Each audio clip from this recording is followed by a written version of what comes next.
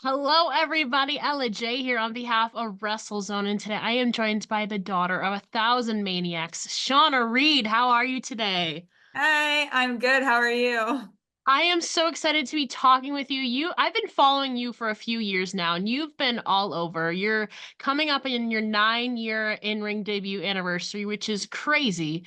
Next, it's going to be a decade, Shauna. How does that feel knowing? I actually believe next month might be your 9-year anniversary since your first match. So, how are you mentally preparing for that? You're a seasoned veteran now. No, so actually, so from the moment I stepped in a ring, September 14th is my 10-year just stepping in a ring Wow. anniversary. But yeah, so 9 years doing shows, 10 Yeah. years actually doing this crazy business we call wrestling. So no, the time has flown by. Like I cannot believe it's been 10 years already. Sure you are. You've seen a lot of changes, women's wrestling and wrestling in general wise. But I want to talk about kind of on that same wavelength. You recently shared a throwback photo of yourself on Instagram of 6 years ago to now. And obviously, you described your former self as shy, scared, nervous, whereas now it's the woman you are in the present day. You're more grown up, fierce, and free, as you said. So tell us about some of the differences you've seen in yourself personally and professionally now, let's say over the last 10 years. Yeah, so I guess the most one that I've seen and anybody can see is my weight. Like I started out, I've lost I think about 40 pounds since I started wrestling.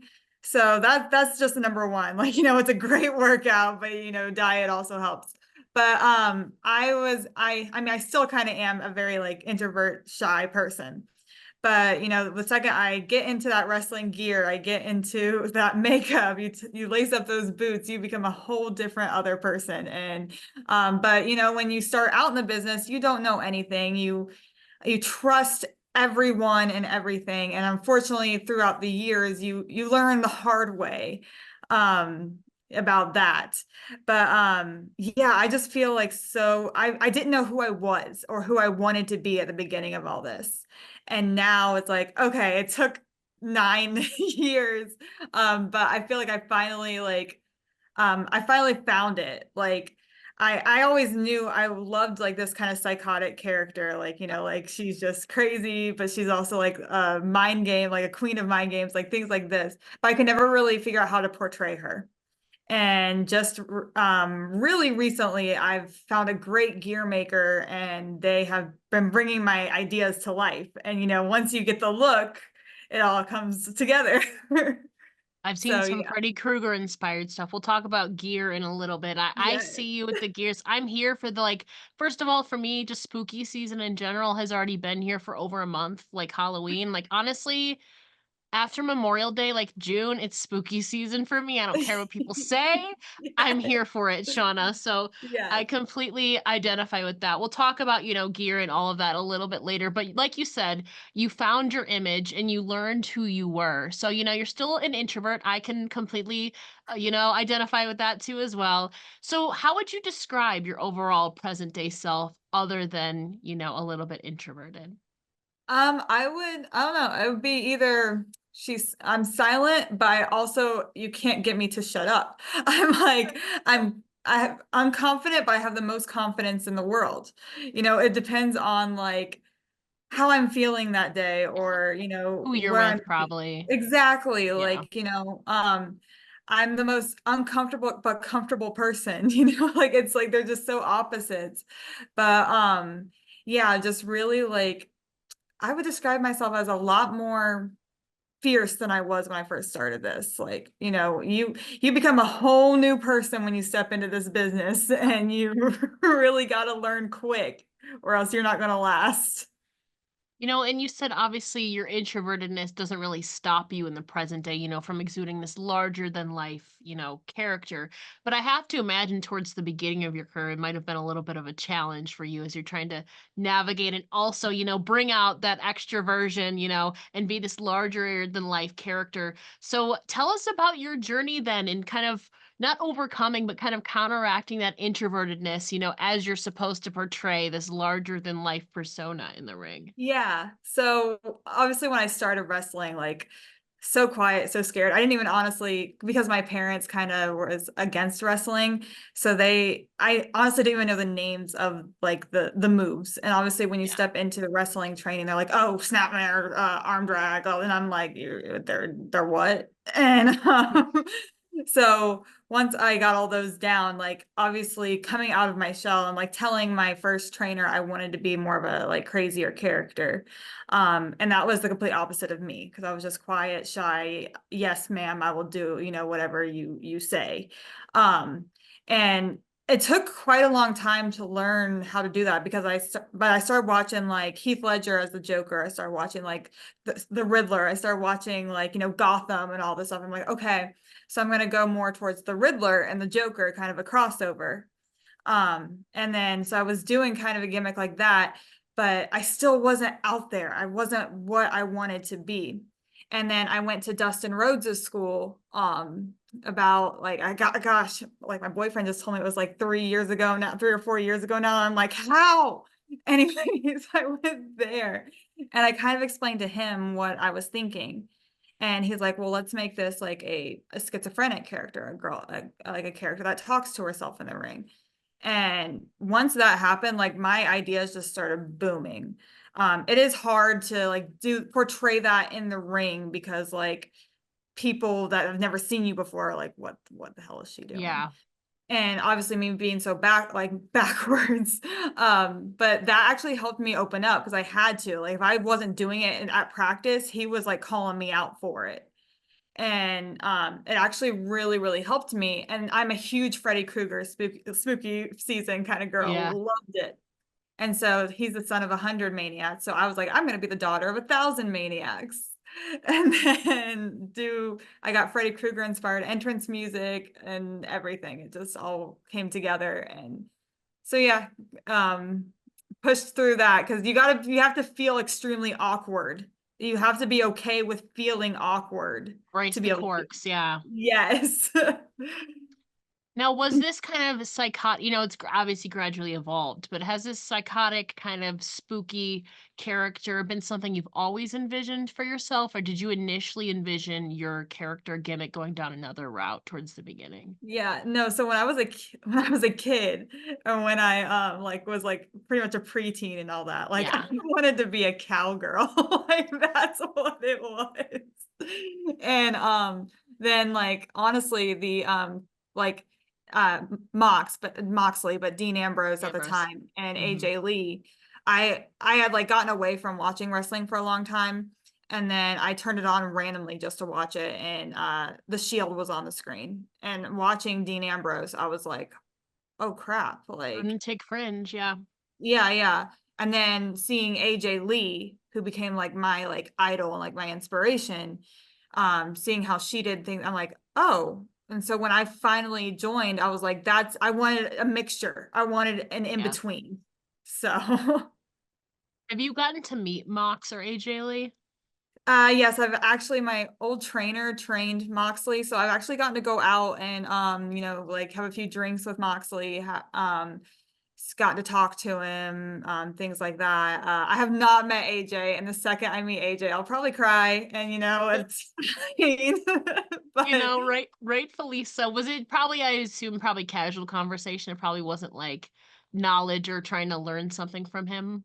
no, yeah, Okay. no, it was, let's just say it was nights in Vegas. And We can fill it. What happens in Vegas stays in Vegas. So I I respect that. remember what I remember saying. I respect that. I respect that. And obviously, like you mentioned, you have a lot of, horror kind of esque inspired ring gears. Obviously, that's a big part of your presentation. Where else do you generally look to for inspiration when you're crafting and envisioning your ring gears? Obviously, film is one of them, it Yeah. seems. Yeah, no, it was definitely like different movies and different TV shows. I do have I have two pairs of ring gear that is actually inspired by one of my trainers, Super Zeta. He was also like my best friend and he unfortunately passed away to cancer. So and when he died, it hit me bad. Like I almost quit. It was bad.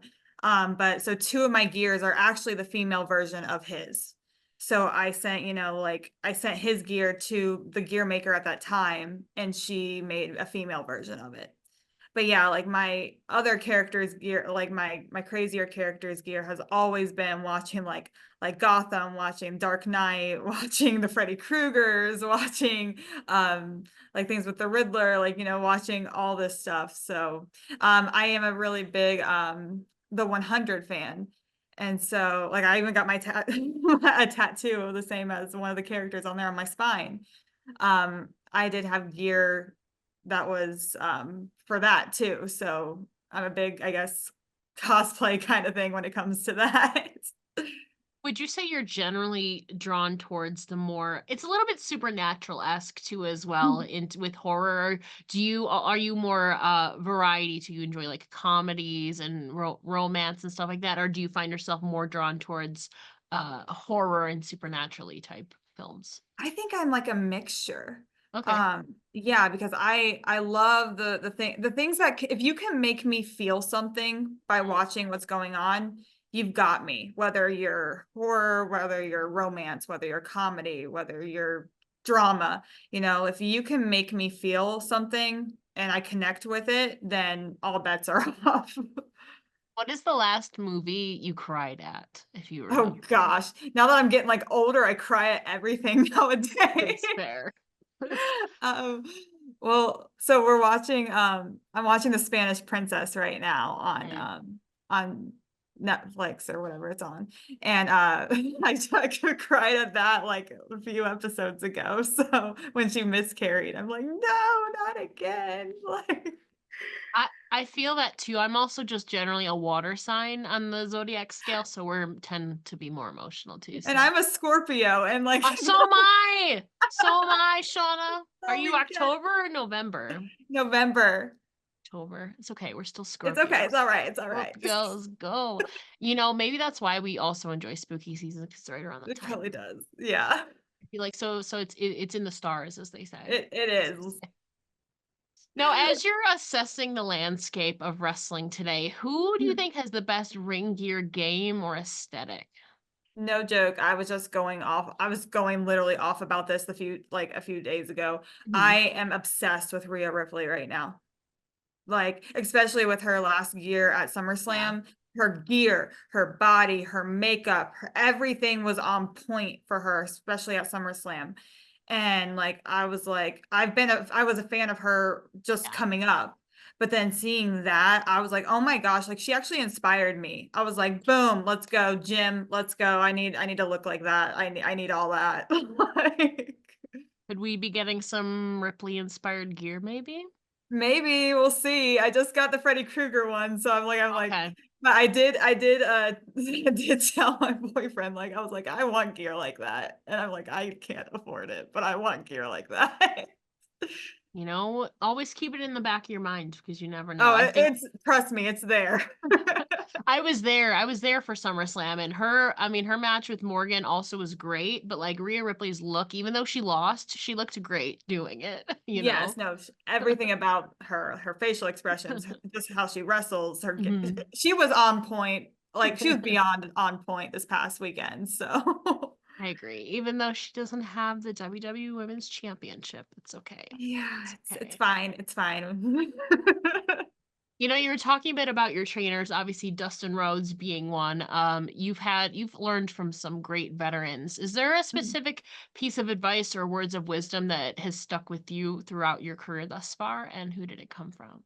So probably I'll give my biggest kind of that to Super Zeta. Because he is the one that broke me out of my shell. Like there's not even words of wisdom or anything from him. Like it is more just like when Zeta was there, because there was only a few people he would work with. Yeah. And he would come, he was actually a luchador from Mexico. So he would come to Yeah. you and he would call a spot to you and you were expected to like remember it. And he would only call it once. And you're like, what? And Makes if you you pay did it, attention that much closer. Yeah. yeah, and if you did it wrong in the ring, you got your butt kicked, like, but like he brought me out of my shell because there were moves I was too afraid to do. And I was like, no, I'm not like I'm 5'10". I'm like, I'm a lengthy girl. I don't belong on the top rope. I'll stay down here, and he would like force me to do things. Um, and like he just literally brought me out of my shell and it made me who I am. Like all my trainers have helped me so much, each individually, and put me on the right path, or the path that I'm on right now. So I have so much to be thankful for every single one of them. Zeta just does have that special place in my heart. Yeah. What was one of those moves that you were afraid to do, but you eventually overcame and conquered?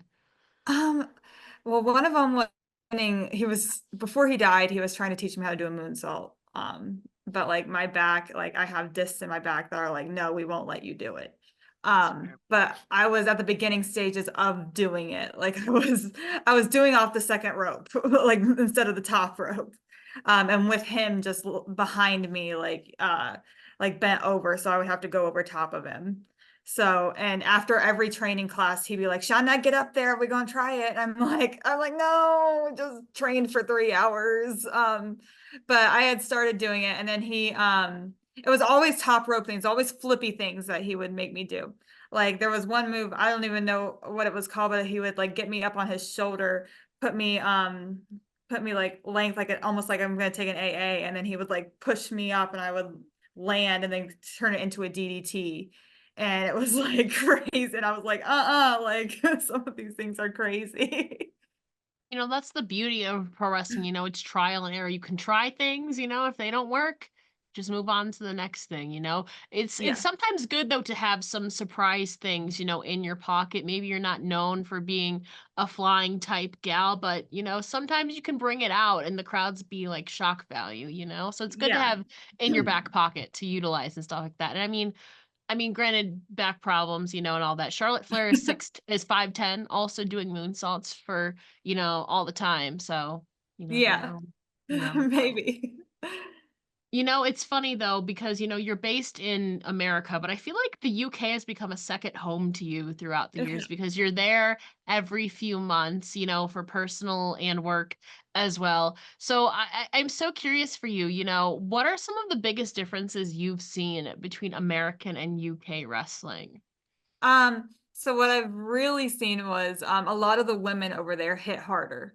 Yes. Yes, they hit a lot harder because we go over there, we're trained to, like not make it super snug, like but over there, like, I would hit them the way that I was trained, and then they're like, hit me harder, and you're like, oh, okay, sorry. And then obviously they call some things differently, Mm, like the moves are differently. Um, and like for instance, like a baby face is called sometimes like, well, when I wrestled in England, I was told baby face is called like a blue eyes and like a heel was an Achilles. When I wrestled in London years ago before COVID, that's what I was told. And then obviously their accents, like you can't really understand. I was in a match with Nina Samuels and she did call something and I was like, what? Like I even told her, I'm like, I can't understand you mid-match. Thankfully, it ended up clicking up here and then we yeah. got through it. But yeah, like so there's that. And then the company that I used to work for over there, they really didn't care about mixed gender wrestling. And I love mixed gender wrestling because I'm a bigger girl. So that when I can do flippy things, it tends to be I have to be with a guy. Yeah. Because I'm usually the base for the girl.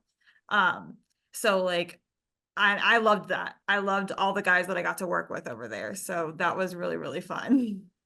Yeah, you've become kind of a bit of a regular fixture over there throughout the last, decade. Obviously, you wrestled Kat Von Cage, Nina Samuels, most recently Leonie Rose. You were just over there, I think, at the end of June it was. Mhm. So you're quite familiar with the landscape. Is there anyone from the UK landscape that you haven't worked with yet that you want to in the future? I would love to work Sadie Gibbs. I was on like her first few shows ever, over for British Empire Wrestling, like when she was still Amazing Grace.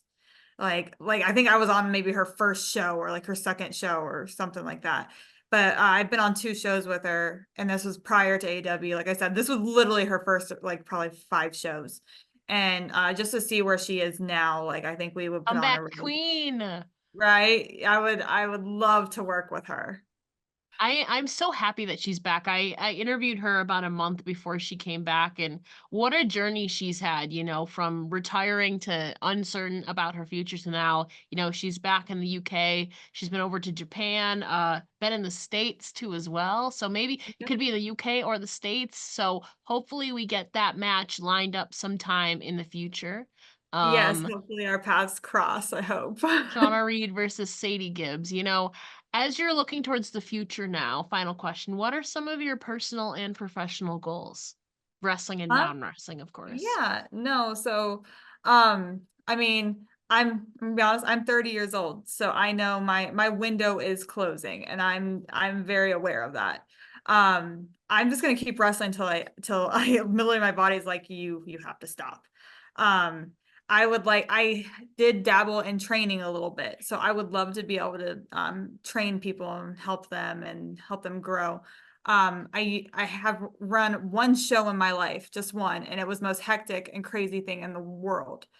Would I be interested in doing maybe like one every 6 months, a year? Yes, like, but I would not run regularly. But I would love to do that. But I think my real like heart in it is training.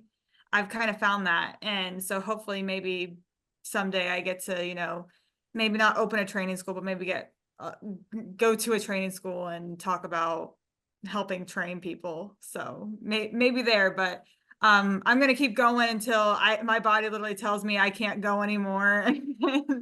We'll see where that takes us. If you were to start like formally training people today, you're at the 10-year mark now essentially. So you're a veteran, you have plenty of experience from on hand, and learning from other veterans. If you were training people today, what are some of the foundational lessons you would try and instill into your, let's say, hypothetical students? First would be I would make sure they had the basics down. Like basics are key, essential. Um, because so many people nowadays and training schools are like, okay, sure, lock up, cool, headlock takeover, cool. All right, get on the top, moonsault. Or like a lot of the like places now, people come in there and they're like, oh, I don't want to learn the basics. I just want to go do a 450. Could you teach me how to do that? Like, and I really also want to help people with character development. Since I've gone through quite a character change from the beginning to now. Yeah. And I feel really confident in it. Like, some people like, and I would want these people to really understand it and really like enjoy it and really actually take what I'm saying and roll with it. Definitely would also talk about egos and try to, instill in my students like don't have one. A selfish business inherently, but yeah, don't be a dick, as Yeah, they listen say. to your veterans. Yeah. Don't go and, like I've personally even had like, like people, I'll try and give people advice and then they go and talk crap about me behind my back, but they say that in Yeah. front of my friends and my friends tell me. So it gets around. And if I could help people understand not to make the same mistakes I did, Yeah. then I would feel good. Wrestling, like I said, is such an inherently selfish business, but I think that's amazing that you want to and you're striving to, give back, whether it's, and hopefully we get to see you book some more shows. That should be a lot of fun. How was Yeah. that experience? You said it was only once, but how was that experience kind of wearing a different hat, as they say? It was pretty cool. Like I loved it. And you learn all the different roles in wrestling. It's like, okay, maybe I'm not meant to be the one signed, but maybe I'm supposed to help the one that's going to be the next John Cena or the next Orton or the next, Stone Cold. Like, maybe that's my role. And like I said, like, would I have loved to be the under the spotlight, be the one signed, have a million fans cheering my name? Yes, but maybe that's not my role. And I'm coming to terms with that and I'm okay with that. because I do have a role in this business and always will. Like, like I said, maybe I'm the one to train the next one. Maybe my, whenever I decide to have children, maybe my child, if they, ever want to get in this business, maybe my child is the next, so it's always like there's a role here. Like, it's not just doing this for nothing. So if I can help people, then great. If I can do it myself, great. Like, I'm booked, every single weekend. I travel, yeah, I travel all over the US. I travel all over the UK. I've done my time, I've wrestled AEW, WWE, WoW, Impact, all those. And I've done all that, and I'm happy with where my career is. So That's good, especially because it's such an unpredictable thing. There's a lot of ups and downs, but I think that's amazing that you haven't let it. Maybe there's been moments, I feel like there's all there's moments been of moments, anything. don't You're like, why am I doing this? But you've stuck through it. So you should be very proud of yourself. You've lived and you learned and you're now using that to want to better it for others in the future, which I think is so admirable through everything. So you should be very proud of that. well, thank you. And before we let you go, can you please let the listeners know where they can find you online and support you? Yeah, so on Facebook, all you gotta do is type in my name. My like page will come up. My Instagram is Shawna_Reed, and I'm pretty sure my Twitter is Shawna Reed 93. So yeah, Yes. anywhere like that. Shauna, thank you from one Scorpio to another. Thank you Yeah, so much for joining me here today. It's been an absolute pleasure. thanks for having me.